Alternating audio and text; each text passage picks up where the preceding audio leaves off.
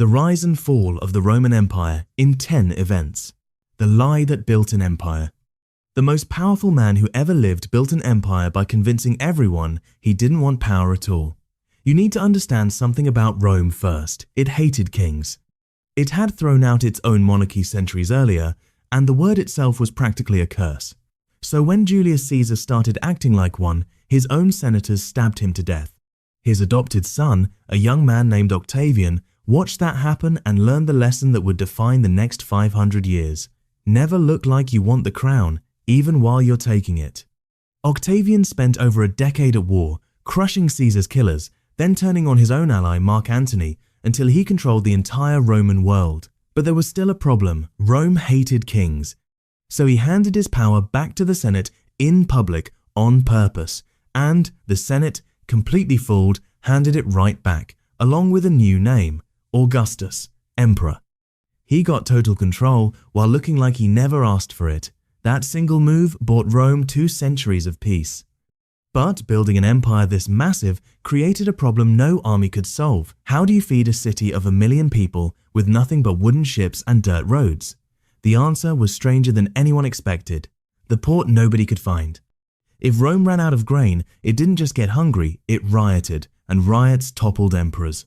So here's the question that puzzled historians for decades. The river running through Rome was too shallow for real cargo ships. The coast nearby had no natural harbour. So how did the food get in? For a long time, nobody knew. The answer had been hiding 2 miles inland, disguised as an ordinary lake. Underneath it, archaeologists found something staggering, a massive man-made harbour, commissioned by Emperor Claudius and expanded by Trajan. At its centre sat a 6-sided basin big enough to dock over 100 ships at once, ringed by warehouses built for one purpose, storing grain for an entire empire. Nearly 80 acres, the size of 13 colosseums side by side. This wasn't just a port, it was the reason Rome could exist at all. But not every ship that left that harbour made it back, and one wreck, found off the coast of Spain, was carrying cargo that traced directly back to one of Rome's most infamous rulers, the ship that never arrived. 2 amateur divers exploring the Spanish coastline found something that shouldn't have still existed, a nearly 2,000-year-old Roman cargo ship almost fully intact. It was massive, nearly 100 feet long, built to carry over 200 tons. Inside, archaeologists found jars of garum, the fermented fish sauce Romans put on everything. Nothing unusual there. Then they found the real cargo. Buried among the jars, 24 heavy lead ingots, each one stamped with a mark of the imperator, the emperor himself.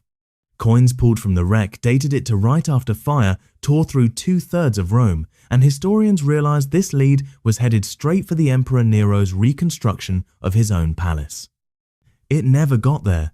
The cargo had shifted violently to one side, the unmistakable sign of a storm that made the ship impossible to control. It sank before ever reaching port.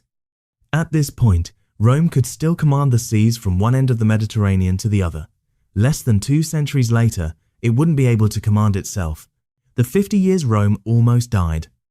Here's a piece of Roman history most people never hear about because Rome actually survived it.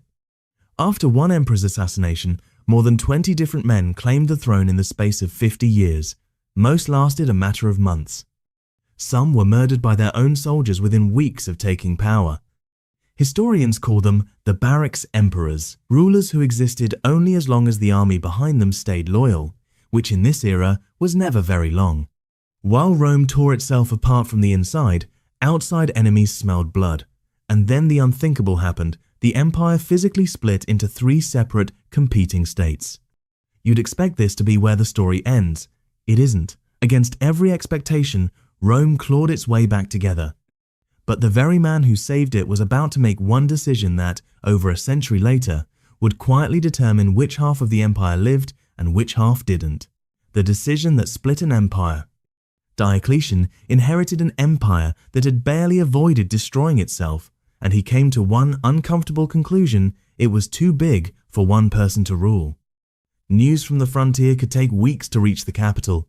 By the time an emperor heard about a crisis, it had already spiraled out of control. So he split the empire into 2 halves, east and west, each with its own ruler, and built in a clear line of succession to prevent the chaos Rome had just barely survived. Short term, it worked beautifully. But here's what nobody noticed. At the time, the two halves weren't equal. The East kept the wealthy provinces. The West got stuck with poorer land and none of the financial cushion it would desperately need later. A decision built to save the empire had quietly planted the seed of its collapse. But before that fracture could finish the West off, one more civil war was about to change what it even meant to be Roman. The vision that changed an empire's soul. A general named Constantine was about to fight a battle he probably shouldn't win, badly outnumbered, against his rival at a bridge just outside Rome. According to legend, the night before, he had a vision tied to a god his empire had been persecuting for generations: Christianity. He went into battle believing it, and he won decisively. What happened next changed everything. Within a year, Christianity was legal across the empire. Within a generation, it was Rome's official religion. Here's the part almost nobody talks about, though Rome's old religion had been political glue. When Rome conquered new territory, it folded local gods into its own pantheon, making conquered people feel included instead of erased. One exclusive god didn't work that way, and some historians, then and now, argue this quietly weakened the empire's ability to hold itself together. While Rome was busy redefining its own soul, a much older threat was gathering at its border, and Rome had no idea how badly it was about to underestimate them. The defeat nobody saw coming. A group of refugees was about to hand Rome one of the worst military defeats in its history, and Rome brought it entirely on itself. Fleeing the invading Huns, the Goths begged Rome for shelter. Rome let them in, then treated them so badly that famine spread through their camps until starving families were forced to sell their own children for food. You can guess what happened next. The Goths rose up, and the Emperor Valens, confident in Rome's military superiority, marched out personally to crush the rebellion. He badly underestimated them. The Gothic forces didn't just win, they annihilated the Roman army. 2/3 of it gone. Valens himself died in the chaos. One of the only times in Roman history a sitting emperor was killed in battle by a force Rome once dismissed as barbarian. This wasn't the end of Rome. It was the opening chapter of the end, and 3 decades later, one man would prove Rome could lose something the Romans genuinely believed was impossible to lose: the city that was never supposed to fall. For 800 years, the city of Rome had never once been captured by a foreign enemy. That streak was about to end. The man responsible was Alaric, king of the Visigoths, and here's the twist. He used to fight for Rome. He served in the Roman army himself before growing disillusioned with an empire that never treated his people as equals. He besieged Rome once and was beaten back. Then, in a decision that bordered on self-sabotage, the Roman co-emperor executed the one general who had successfully defended the city, leaving it completely exposed. Alaric returned, besieged it again, and starved it into paying a ransom just to leave. Still, Rome refused his people land. So he came back a third time, and this time there was almost no resistance at all. For 3 days, the unthinkable happened inside Rome's walls. When the emperor finally heard the news that Rome has fallen, he reportedly panicked not for the city, but for his prized pet chicken, also named Roma. While the world reeled from the symbolism of that moment, something far more dangerous was happening on the map itself, and almost nobody was paying attention to it. The empire that disappeared without a final battle. Here's the part of Rome's collapse that gets completely overshadowed by the drama of the sack, and it might actually be the more important story.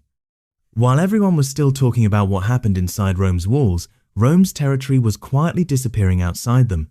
Britain slipped away for good. Germanic tribes flooded across the Rhine into Gaul and Spain.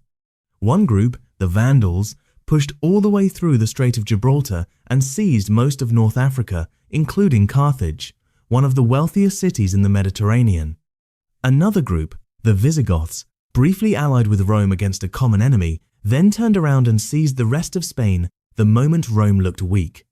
Piece by piece, province by province, the map of the Roman Empire was being erased.